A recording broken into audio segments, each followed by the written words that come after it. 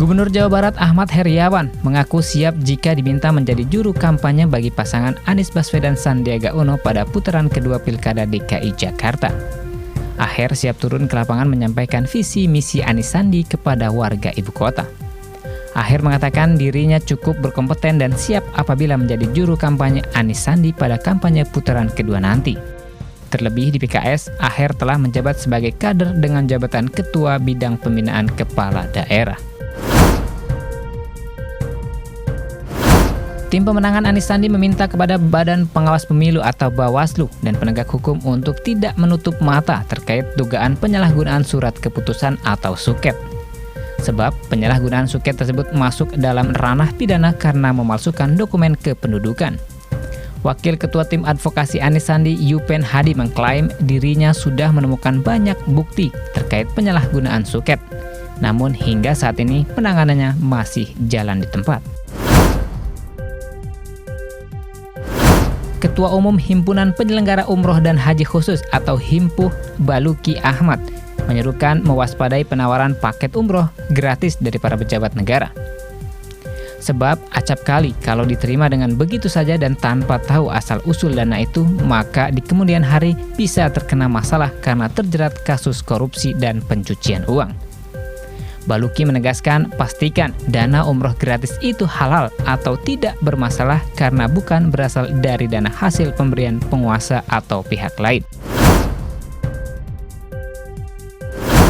Tim Cyber Pungli Kabupaten Cirebon, Jawa Barat menjaring oknum kepala desa dalam operasi tangkap tangan dan mengamankan beberapa barang bukti.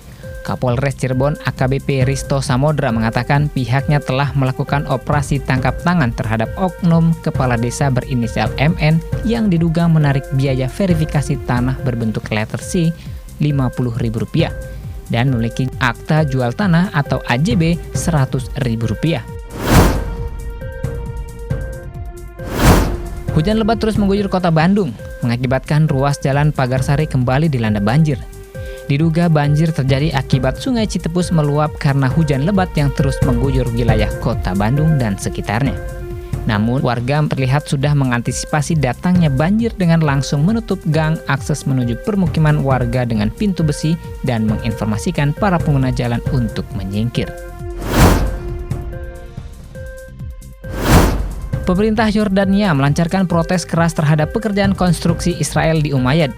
Mereka meminta konstruksi di sebelah selatan dinding Masjid Al-Aqsa itu segera dihentikan. Dilansir dari Kuwait News Agency, pemerintah Yordania telah mengirimkan surat protes kepada Kedutaan Besar Israel di Amman. Mereka menilai pemasangan konstruksi yang terdiri dari kayu dan beton akan memungkinkan umat Yahudi mengklaim daerah tersebut. Pemerintah Yordania berpendapat langkah itu merupakan agresi terhadap Masjid Al-Aqsa yang merupakan yurisdiksi Yerusalem Islamic Waqf Administration. Selain itu, mereka mengingatkan tindakan itu akan berpotensi mengubah status quo. Sejak laporan diumumkan pada tanggal 20 Februari lalu, di beberapa bagian Sudan Selatan, PBB dan mitranya telah mengirimkan makanan buat hampir 1.114 orang di seluruh 4 lokasi di Kabupaten Mayendit. Juru bicara PBB Stephen Dujarric mengatakan PBB juga telah mengirim makanan untuk hampir 25.500 orang di 2 lokasi di Kabupaten Koch. Saat ini 3 tim bergerak tanggap darurat dikerahkan ke seluruh Kabupaten Ler untuk mengirim makanan buat hampir 48.500 orang. Dan pengiriman bantuan lain direncanakan ke Koch dan Peyajar dalam beberapa hari ke depan. Pew Research Center baru saja mengeluarkan hasil penelitian terbarunya.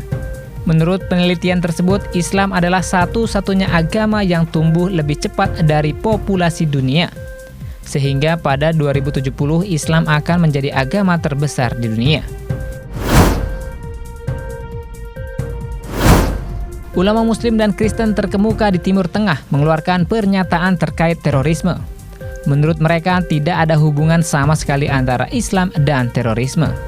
Untuk itu, mereka mendesak agar tidak ada lagi pihak yang mengkaitkan Islam dengan terorisme. Pernyataan ini disampaikan oleh para ulama dalam konferensi koeksistensi agama yang diadakan di Mesir. Menurut para ulama, pernyataan Presiden Amerika Serikat Donald Trump yang mengatakan ia akan melawan terorisme Islam radikal telah menimbulkan kekhawatiran dan kesalahpahaman.